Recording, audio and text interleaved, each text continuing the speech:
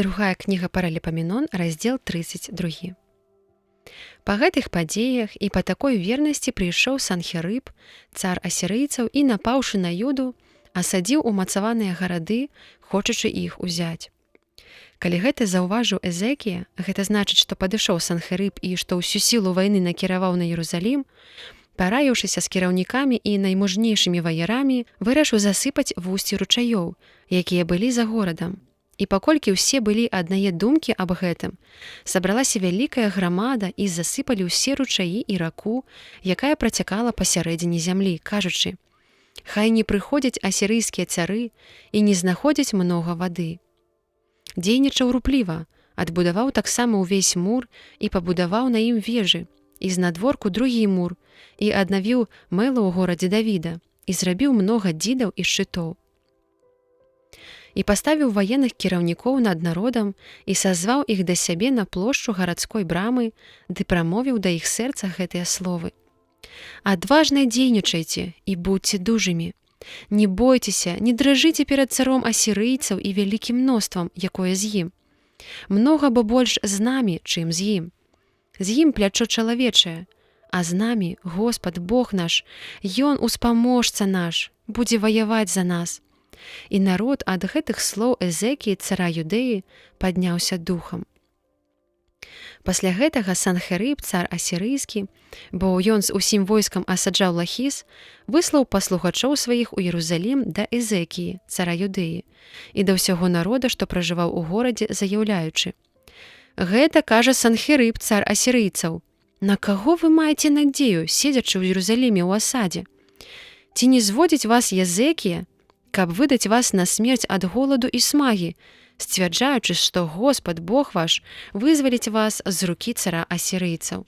Ці ж Эзекія не той, хто знішчыў узгоркі яго і ахвярнікі, ды загадаў Юдэі і Єрусаліму, кажучы: перад адным ахвярнікам будзеце пакланяцца і на ім будзеце паліць ахвяры?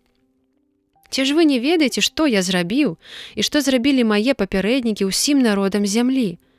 Ці ж змаглі багі тых земляў выратаваць свой край ад маёй рукі? Хто ж паміж усіх багоў тых народаў, якіх знішчылі бацькі мае, хто змог вырваць свой народ з рукі маёй, каб і Бог ваш мог таксама вырваць вас з гэтыя рукі? Дык хай не падманвае вас Эзекія, і пустымі абяцаннямі хай не ашуквае, і не верце яму. Бо калі ніякі Бог ніякага народа або царства не змог вырваць свой народ з маёй рукі і з рукі маіх папярэднікаў, тым больш ваш Бог не зможа вырваць вас з маёй рукі». Але паслухачы яго яшчэ больш гаварылі супраць Господа Бога і супраць Эзекіі, слугі яго. Таксама напісалі ліст, поўны блюзнення на Господа Бога Ізраіля, і гаварылі супраць яго: «Як багі народаў зямлі не змаглі вызваліць народаў сваіх з маёй рукі, так і Бог Эзекіі не зможа вырваць народа свайго з гэтай рукі». Апрача таго, крычалі вялікім крыкам на гебрайскай мове да народа ў Єрусаліме, які быў на муры, каб яго запалохаць і запужаць, і так здабыць горад.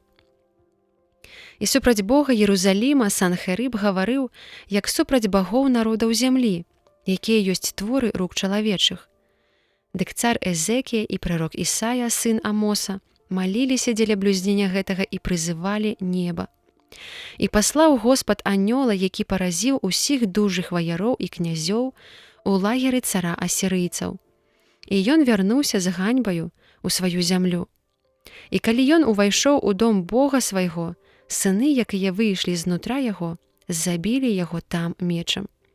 Такім чынам збавіў Господ Эзекію і жыхару Єрусаліма ад рукі Санхерыба, цара асірыйцаў, і ад рукі ўсіх ворагаў, і даў ім навокал супакой. Многія таксама прынеслі дары Господу ў Єрусаліме ды каштоўнасці Эзекію, цару Юдэі, які узвысіўся па гэтых падзеях на віду ўсіх народаў. У тыя дні расхварэўся Эзекія аж да смерці і маліў Господа. І выслухаў яго Господ і даў яму знак. Эзекія, аднак, не адплаціў за дабрадзействы, якія атрымаў, бо сэрца яго узнялося ў пыхлівасці, і ўзгарэўся супраць яго і супраць Юдэі і Єрусаліма гнеў Господа. І потым Эзекія упакорыўся дзеля пыхі сэрца свайго, як ён, так і жыхары Єрусаліма. І таму не прыйшоў гнеў Господа на іх у дні Эзекіі.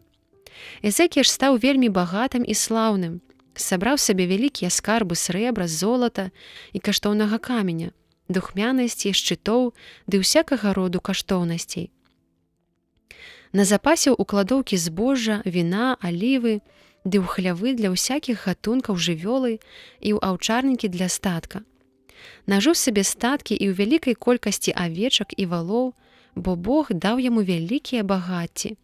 Гэта ён, Эзекія, спыніў верхні працёк водаў Гіхона і павярнуў іх проста ўніз на заходні бок горада Давідава.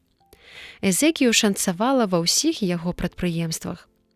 Калі, аднак, прыбылі паслы ад князёў Бабілона, пасланыя імі да яго, каб запытацца пра цуд, які здарыўся ў краі, тады пакінуў яго Бог, каб выпрабаваць, каб выявілася ўсё, што было ў яго сэрцы. Рэшта дзеяў Эзекіі і яго міласцівасць апісаны ў бачанні Ісаі, сына Амоса, прарока, і ў кнізе цароў Юдэі і Ізраэля. Супачыў Эзекія са сваімі бацькамі і пахавалі яго ля ўваходу да магіл сыноў Давіда. Пахаванне яму справіла ўся Юдэя ды ўсе жыхары Єрусаліма. Пасля яго цараваў Манаса, сын яго.